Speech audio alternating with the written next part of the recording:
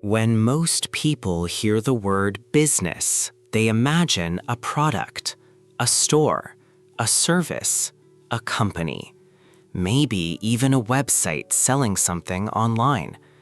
But none of those things by themselves explain what a business really is. Because behind every visible business is an invisible system. A system that finds a problem, creates value, delivers that value to someone, and captures part of that value in return. The product is only what we see. The business is everything that makes the exchange possible. At its simplest, a business exists because someone has a problem, a need, a desire, or a goal.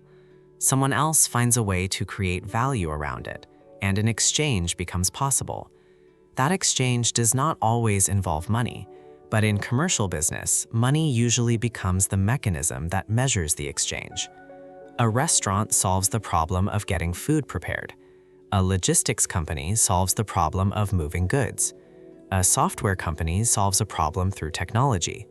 A consultant solves a problem through knowledge. An online marketplace connects people who need something with people who can provide it. Different industries, different products, different technologies, but underneath them is the same architecture. A problem exists, value is created, value is delivered, and an exchange takes place. This is where many beginners make their first mistake. They confuse the product with the business. Imagine someone creates a beautiful digital product. The product may be excellent, but who needs it? How will they discover it? How will they pay for it? How will they receive it? Who will support them? How much does it cost to acquire each customer? How often will they return? And what happens when 10 customers become 10,000? The product answers only one part of the equation. The business must answer all of it. That is why two companies can sell almost identical products and produce completely different outcomes. The difference may not be the product. The difference may be the architecture around it.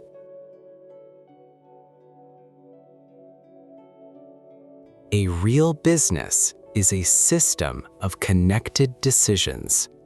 Who is the customer? What problem are you solving? What are you offering? How does the customer find you? How does the transaction happen? How is the value delivered? How is the customer supported? How does the business collect data? How does it control costs? And how does the entire system improve over time? Once these pieces connect, something important happens. The business stops being just an idea. It becomes an operating system.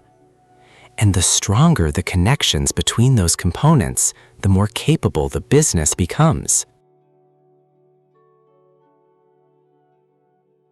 Then the internet changes one of the most important parts of the system: distribution.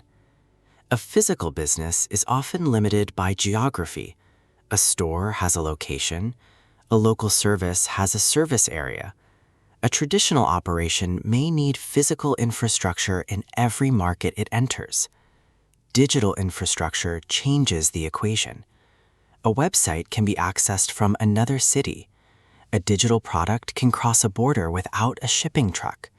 Software can serve customers while they sleep. A payment system can process transactions across time zones.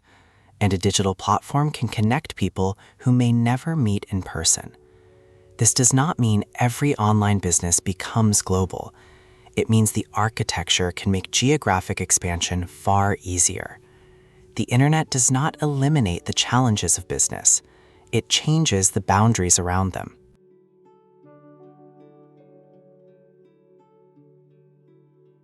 This is why a website should never be confused with an online business. A website may be the storefront, but behind that storefront are systems. A domain gives the business an address. Hosting gives the website a place to operate. A server processes requests. A database stores information. An application handles business logic. A payment system enables transactions. Analytics reveal behavior. Customer systems manage relationships. And people or automation keep the operation moving. The customer may see a simple web page. Behind it could be an entire digital infrastructure. Understanding that difference is one of the first steps toward understanding online business.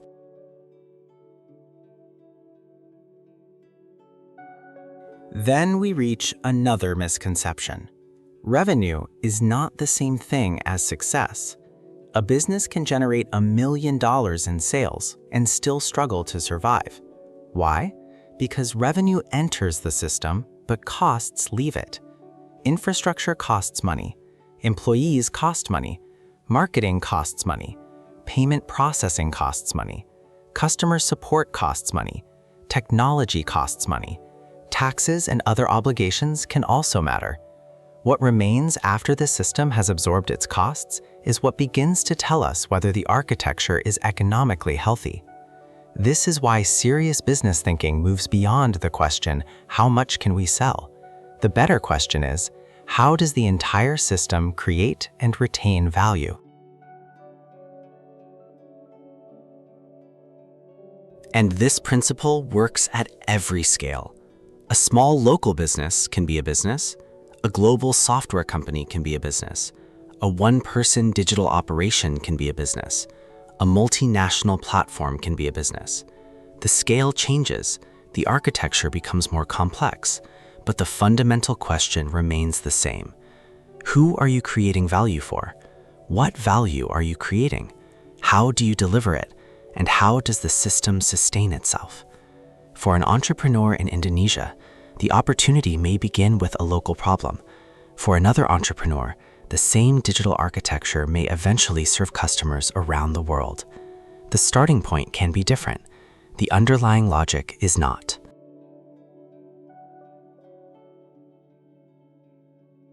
This is where the idea of opportunity becomes more interesting. Instead of asking, "What should I sell?" start asking, "What problem is still poorly solved?" Instead of asking, "What website should I build?" ask, "What system does this business actually require?" Instead of asking, "Which software should I buy?" ask, "What part of the business will that software improve?" That shift changes how you see the digital economy. You stop looking only at products. You start looking at systems. You start seeing infrastructure, distribution, automation, data, transactions, and the gaps between them. Those gaps are often where opportunity begins.